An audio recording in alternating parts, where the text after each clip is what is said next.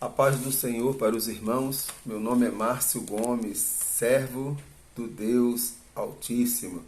Glorificado seja o nome do Senhor.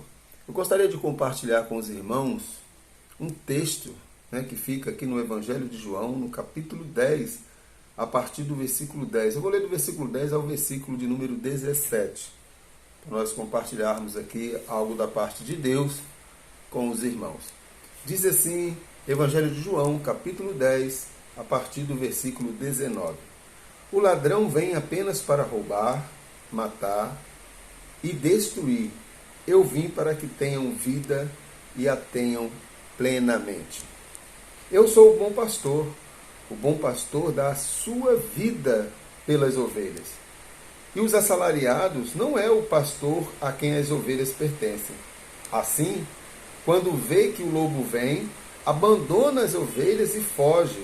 Então o lobo ataca o rebanho e o dispersa. Ele foge porque é assalariado e não se importa com as ovelhas. Eu sou o bom pastor, conheço as minhas ovelhas e elas me conhecem, diz o Senhor. Assim como o Pai me conhece e eu conheço o Pai, e dou a minha vida pelas ovelhas, tenho outras ovelhas que não são deste aprisco. É necessário que eu as conduza também. Elas ouvirão a minha voz, e haverá um só rebanho e um só pastor. Versículo de número 17. Por isso é que meu Pai me ama, porque eu dou a minha vida para retomá-la. Glorificado seja o nome do Senhor. Meus irmãos, o Evangelho de João, os destinatários desse Evangelho eram os cristãos em geral. O tema central aqui do Evangelho de João é apresentar Jesus como Senhor, como Deus. Então, não só aí os judeus, propriamente ditos, como os gregos, os gentios, havia muita confusão ali e havia também uma seita, uma distorção de quem era Jesus. O gnosticismo estava muito forte nesse contexto aqui de João, já começava a se infiltrar no meio da igreja. E as pessoas dizendo que Jesus, naquela ideia de que a carne é má, de que a carne não presta, e as pessoas começando a ter a ideia de que Jesus não havia vindo em carne, mas apenas em espírito, em corpo, corporeamente, mas Jesus veio apenas em espírito. Aquele Jesus que se manifestou estava apenas em espírito. Isso é uma distorção de quem é Jesus.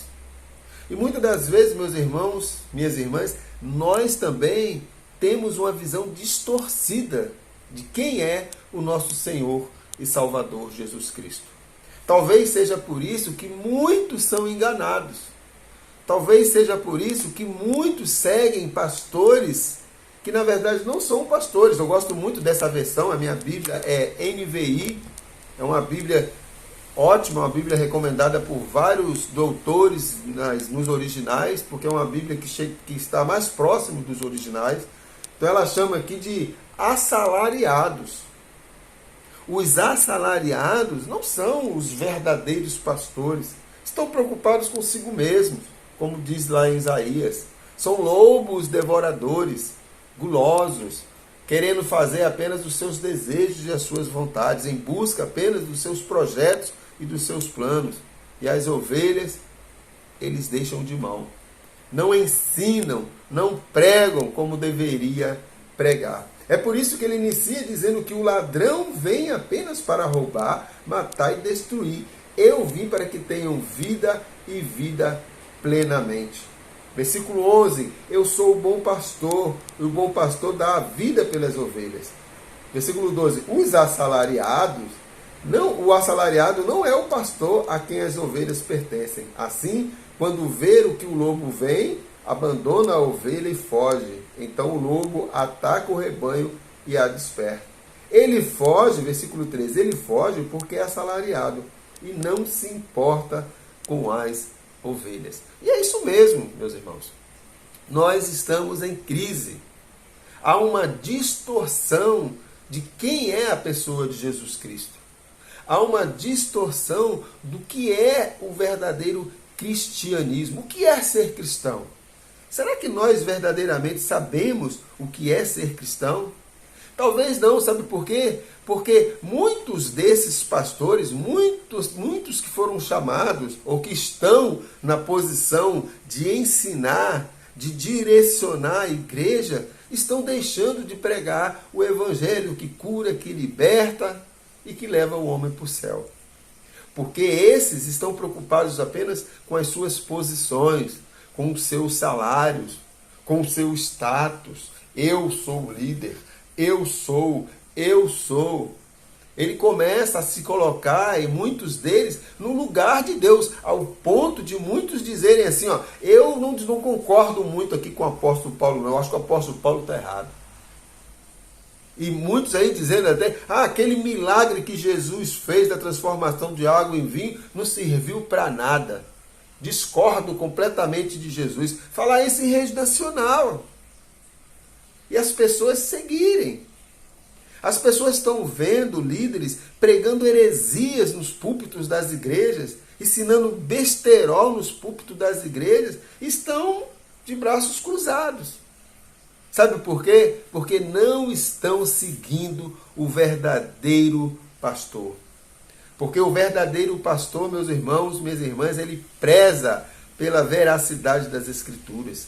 O verdadeiro pastor, ele passa dificuldade, ele sofre, mas ele não abre mão das verdades bíblicas. Lá em Gálatas 8:1, Paulo vai dizer, ele vai dizer que assim, ainda que desça um anjo do céu, falando para o povo, ainda que desça um anjo do céu, ou um de nós prega um outro evangelho sem ser este que eu vos tenho anunciado, seja anátema, seja maldito. Está lá em Gálatas 1:8. Seja maldito. Nós precisamos fazer como os bereanos. Nós temos que examinar as Escrituras para não sermos enganados por esses assalariados, por esses falsos pastores, gananciosos, que só buscam os seus desejos e os seus prazeres. Mas infelizmente, meus irmãos, minhas irmãs, nós temos muitas pessoas na igreja também que estão na mesma situação, que estão apenas buscando satisfação própria. Eles querem a bênção desse Jesus, mas não querem o Jesus. Porque querer Jesus é você o quê? É você se abster dos seus desejos.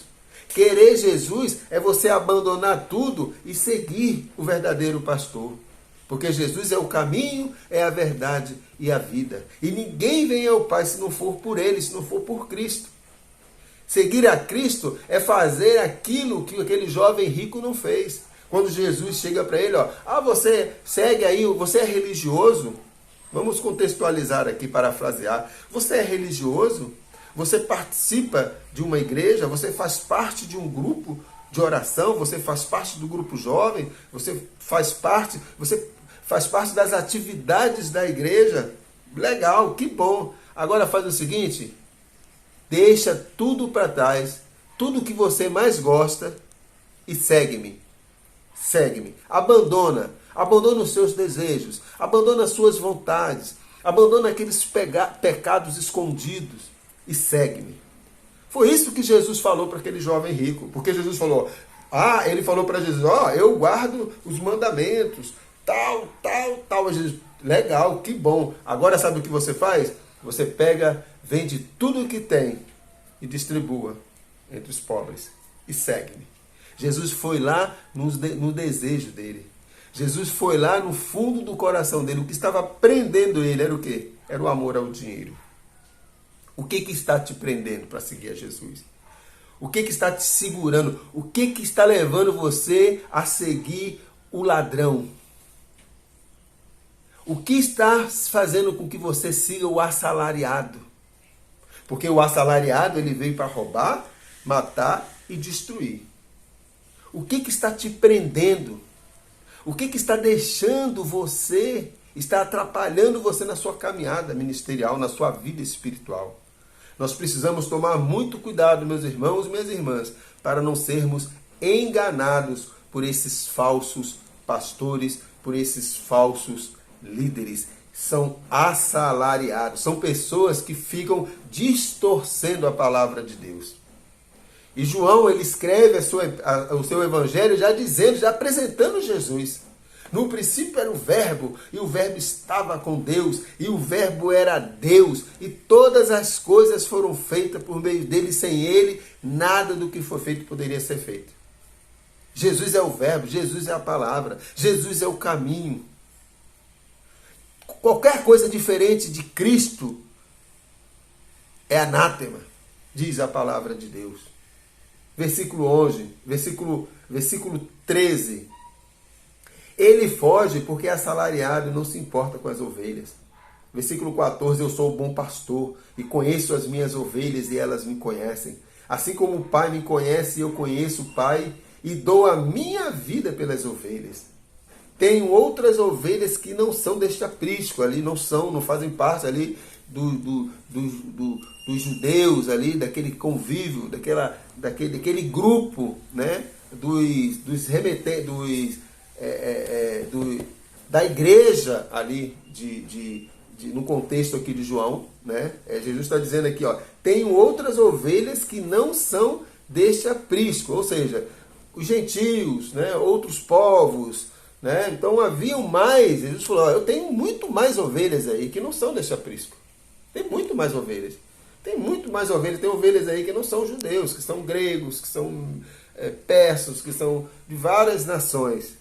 Porque o meu evangelho, o evangelho de Jesus Cristo, ele vai atingir todas as nações. Por isso que João 3,16 vai dizer que Deus amou o mundo de tal maneira que deu seu Filho unigênito para que todo aquele que nele crê não pereça, mas tenha a vida eterna. É por isso que Jesus levantou o apóstolo Paulo para pregar as nações, para ir buscar essas ovelhas que estão fora, distantes do aprisco, estavam distantes desse aprisco aqui. Então Jesus, ó, vai lá, vamos resgatar essas ovelhas, vamos trazer a mim. Agora, né, todos terão acesso a Cristo. Nós estamos na dispensação da graça.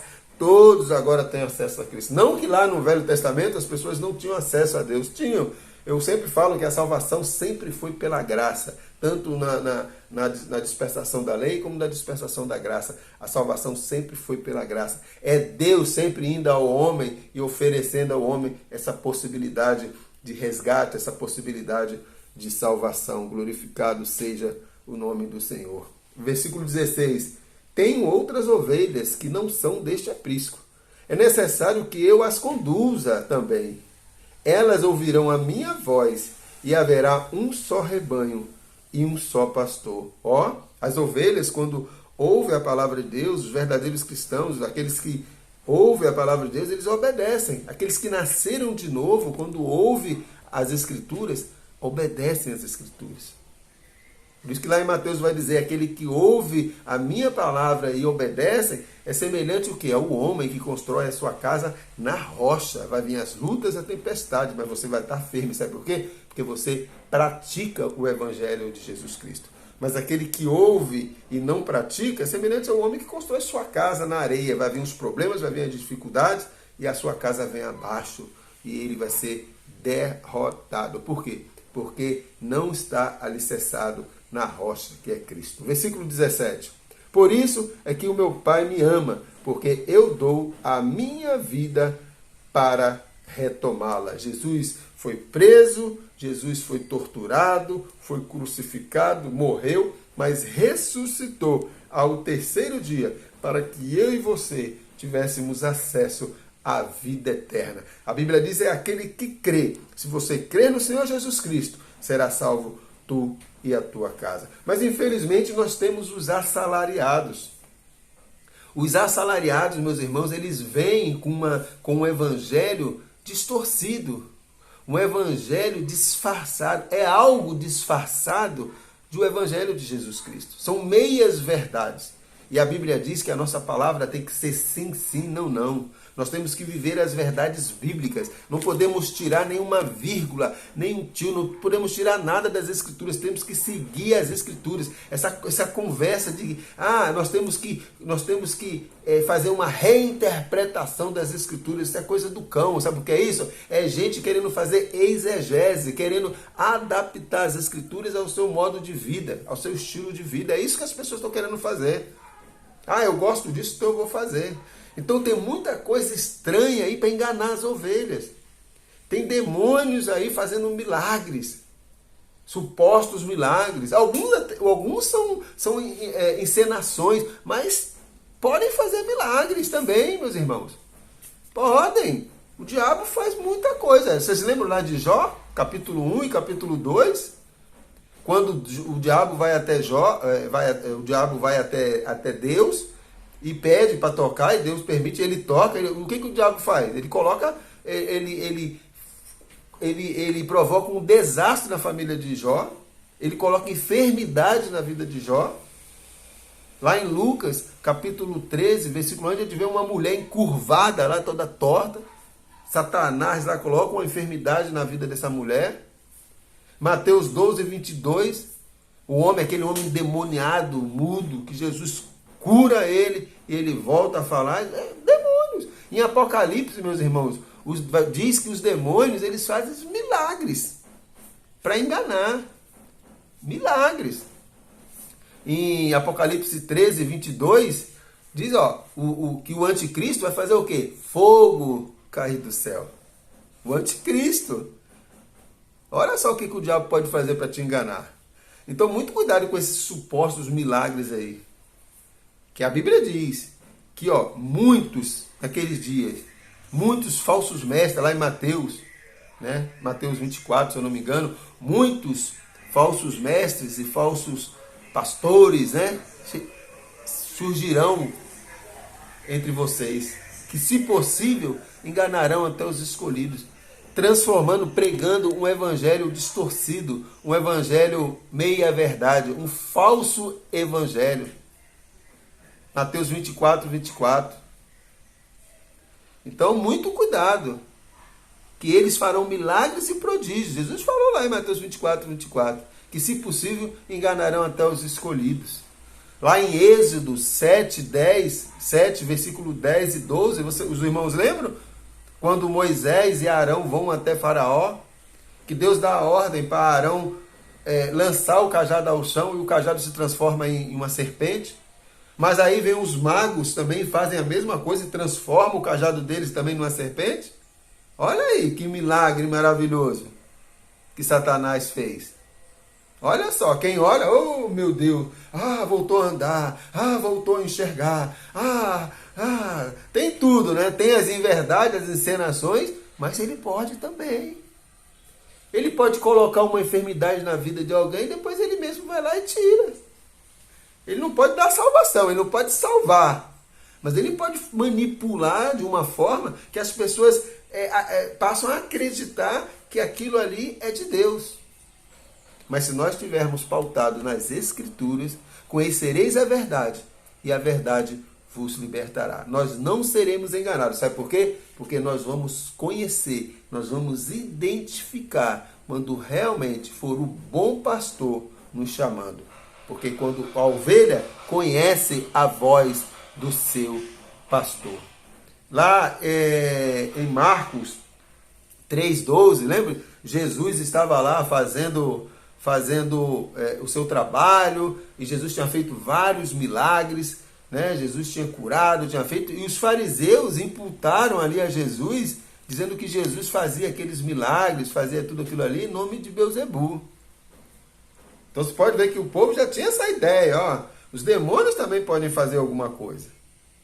Então nós temos que ir muito cuidado, porque o ladrão, ele veio para roubar, matar e destruir. Mas eu vim, diz Jesus, para dar vida e vida em abundância. Entregue sua vida ao Senhor. Confie nele. Ouça a voz do bom pastor. Porque quem segue Jesus, além de ganhar a vida eterna, ele vai ganhar a proteção do Espírito Santo de Deus. O Senhor estará contigo todos os dias da tua vida, te direcionando, te conduzindo, te orientando, te dando as orientações, te dando ferramenta para você suportar as armadilhas de Satanás. Cuidado, porque o ladrão, ele veio para roubar, matar e destruir. Confia no Senhor. Lá no Salmos, no número 119, versículo 5, diz: lâmpada para os meus pés e luz para os meus caminhos é a tua palavra. A palavra de Deus é luz para os nossos caminhos. É lâmpada para os nossos pés. Confia no Senhor. Busque nele e você verá o milagre acontecer em sua vida. Que Deus tenha misericórdia de nós. Fiquem na paz, em nome de Jesus.